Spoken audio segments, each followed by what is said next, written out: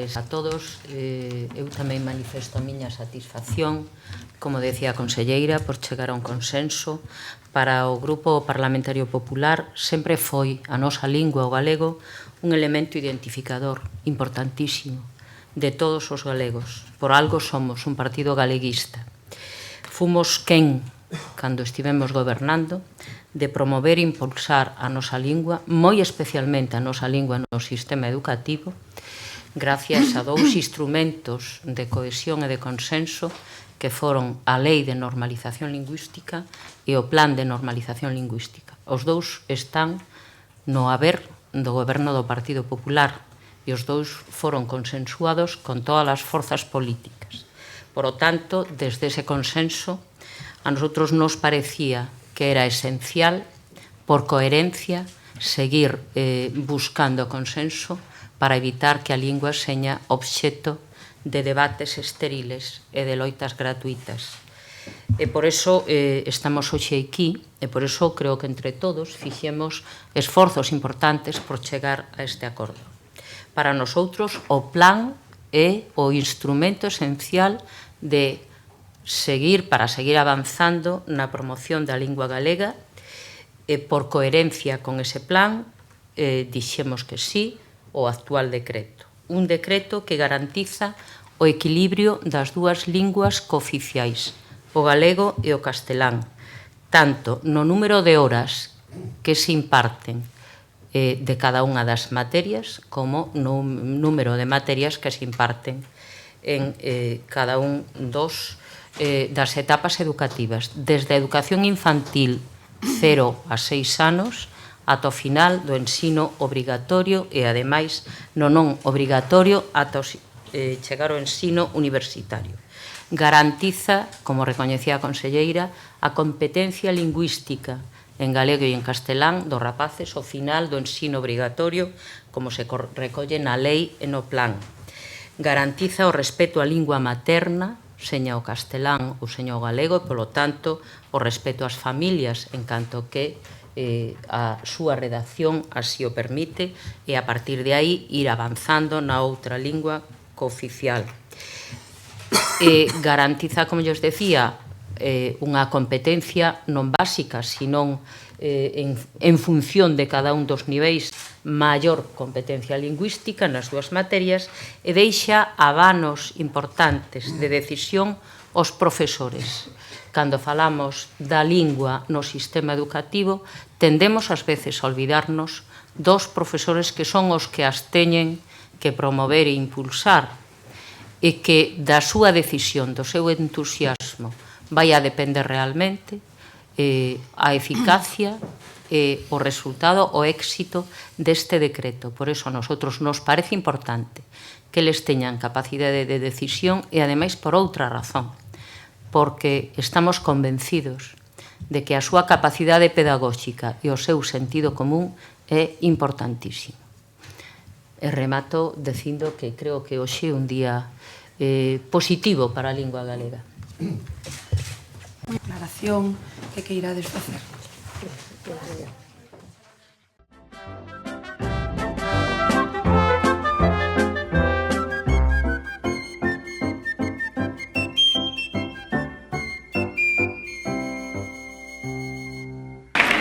Ellos lo que propugnan es vivir en galego. Y vivir en galego consiste en que una persona gallego-hablante en Galicia pueda hacer su vida todos los días sin encontrarse a nadie que le hable castellano.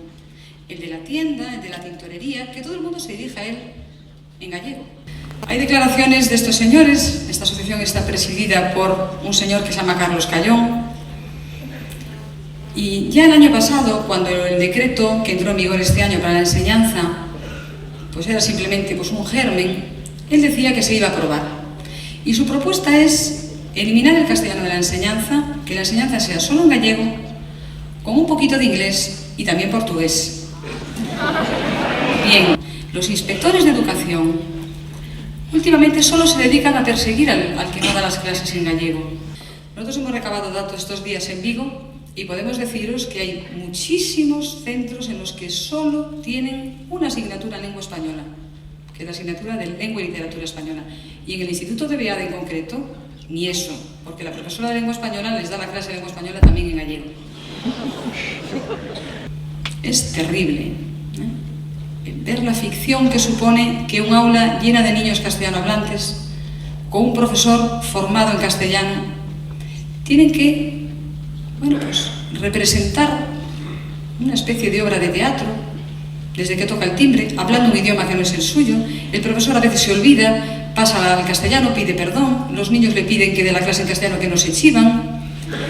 Cuando hay un examen, y esto es real porque me lo ha contado un compañero, me decía, claro, es que los niños me dicen, si les doy el examen en gallego, les cuesta muchísimo. El otro día estábamos en una aldea cerca de la Estrada y nos decía una señora, fue a misa, pero o cura falaba en portugués. E non pude seguir nada. Es el referente a la libertad de elección lingüística. Precisamente desde Galicia nos llega uno de los últimos ataques a este derecho. Guillermo Vila tiene todos los datos. Buenas noches. Buenas noches. La persecución del castellano en Galicia es cada vez más evidente. Llega hasta tal punto que se utilizan niños para promocionar el gallego y marcar las diferencias entre los chavales que hablan la lengua autonómica y los castellanohablantes. Este es el método de actuación de Correlingua. Hacer consciente al mayor número de gente posible la imposición lingüística que se está llevando a cabo en Galicia y que llevará a un empobrecimiento y un menor bienestar de los que aquí vivimos. Ahora quieren imponer o gallego, que sea obligatorio, que sea tal, eso pues non nos vemos ben. No hay libertad, no, en absoluto. En el colegio, menos lengua española y menos religión, los niños dan todo en gallego. Claro, tienen que hablar todo en gallego, las matemáticas, un más un, y no sé qué, dedos de la mano. Yo no lo entiendo. Cuando quiero ayudar a hacer los deberes, lo entiendo. Segundo, libertad cero. Tanto hablar, tanto decíamos que tenía una dictadura. Cuando él la pasó, cuando estaba en la universidad, yo la pasé también y estoy tan contenta.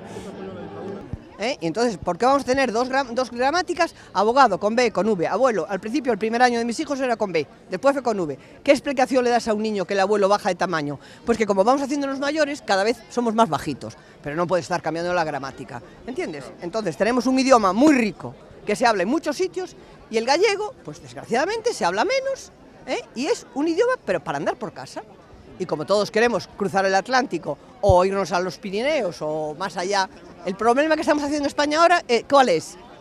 Los idiomas de segunda categoría, que es muy triste, pero tenemos autopistas. Y yo quiero andar en autopista, que es un inglés, un alemán, o que les enseñen mandarín. Porque nos vienen los indios, los chinos ahí y nos van a comer. El esfuerzo, y mi hijo precisamente diciendo que era un lince en matemáticas y ahora por culpa de la lengua que no es suya la habitual me fracasó. ¿Ves? ¿Comprendes? Si quieres te hablo en inglés, pero no me puedo expresar en gallego. Es que ahora mismo a los profesores no solo se les imponga impartir todas las clases en gallego, sino si no lo hacen, ahora mismito te forman como una especie de consejo y te destinan pues a Huelva, Entonces eso es lo que no puede ser.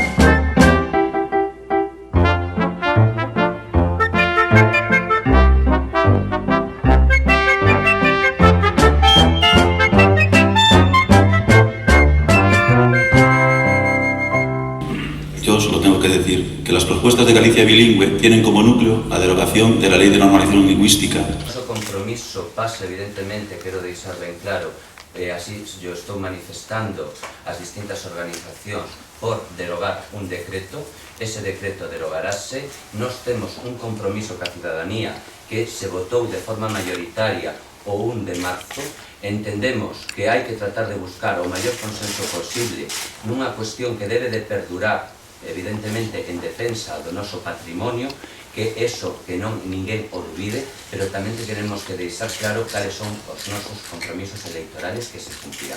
A derogación do decreto farase evidentemente no tempo menor posible, tratando evidentemente de priorizar ese consenso, evitar premuras que poidan perjudicar o seu desenvolvemento a posteriori. Queremos deixar claro que a liberdade lingüística da que vimos falando é prioritario para este goberno.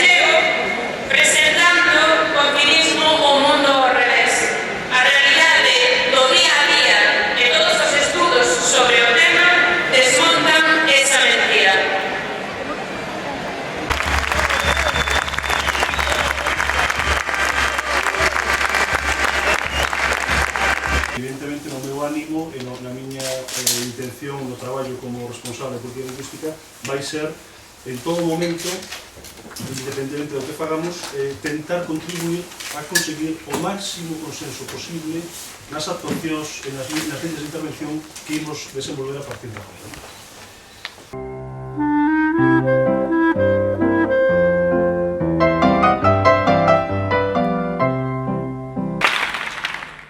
Que el dominio del gallego no sea requisito indispensable para acceder a un empleo público.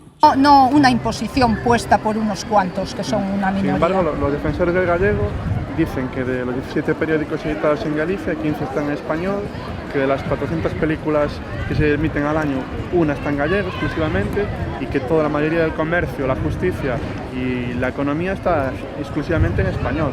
Bueno, pues ¿No es entonces una injusticia aquí, para ellos también? Injusticia, pues que luchen, como estamos luchando nosotros, por nuestros derechos. Toma dúas!